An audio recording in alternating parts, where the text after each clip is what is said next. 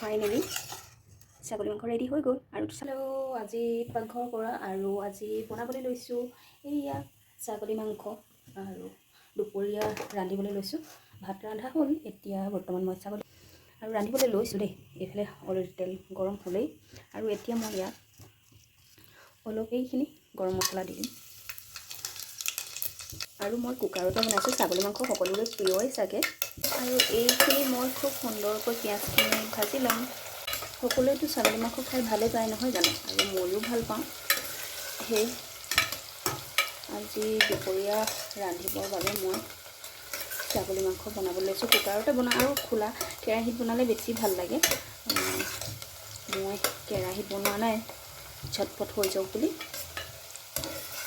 কুকাৰতে দি দিছোঁ। মাছখিনি খুব সুন্দৰকৈ ভজা হৈ গ'ল আৰু এতিয়া ইয়াত মই আদা নহৰু পিছা থেঠেলিয়াই লোৱা অলপ দি দিম।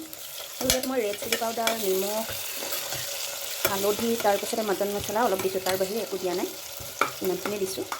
আৰু এতিয়া এই মটন ছাগলীৰ পিচখিনি ইয়াত দি দিম, দি লোৱা আৰু খুব সুন্দৰকৈ এনেকৈ লৰাই দিম।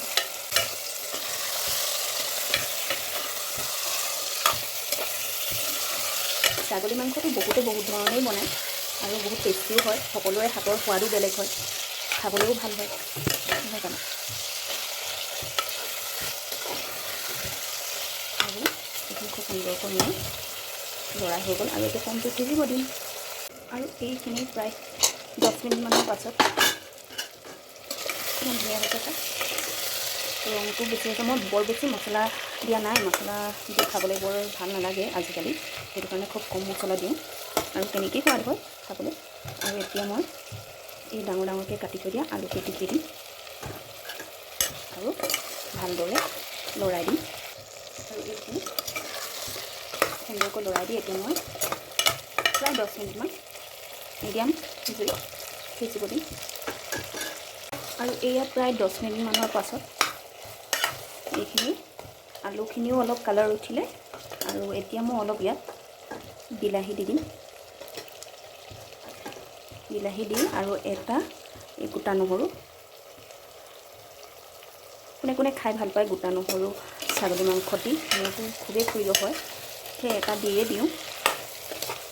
তাৰপাছতে এতিয়া সুন্দৰকৈ লৰাই দিম আৰু অকণমান দেৰি বিলাহীখিনি গলি যোৱালৈকে অলপ ৰাখিম। তাৰপাছতে মই পানী দিম আৰু এয়া চাওক বিলাহীটো খুব ধুনীয়াকৈ মানে গলি গ'ল আৰু মই বিচৰাৰ ধৰণেৰে হৈছে।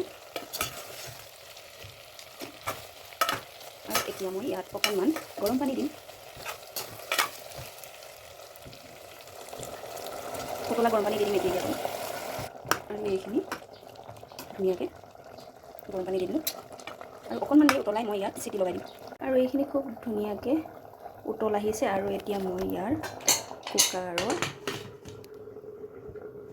লগাই দিম চিটি লগাই। আৰু এয়া মই ঢাকনখন লগাই দিলোঁ, এতিয়া চিটি আহিবলৈ দিম। এতিয়া মই চিটি লগাই দিলোঁ আৰু চিটি লগোৱাৰ পাছত 6-7টামান চিটি দিম। চিটি দিয়াৰ পাছৰ পৰ্যায়টো দেখাম। আৰু বিশেষকৈ মই পিছে শিকোৱা নাই দেই, মই এইটো বাছ শ্বেয়াৰহে কৰিছোঁ মই কেনেকৈ বনাইছোঁ। তাৰপাছত পাছৰ পৰ্যায়খিনি দেখাম বাৰু একেবাৰে শেষত কেনেকুৱা হ'ল দেখিবলৈ। আৰু সকলোকে শেষলৈকে ভিডিঅ'টো চোৱাৰ বাবে বহুত ধন্যবাদ।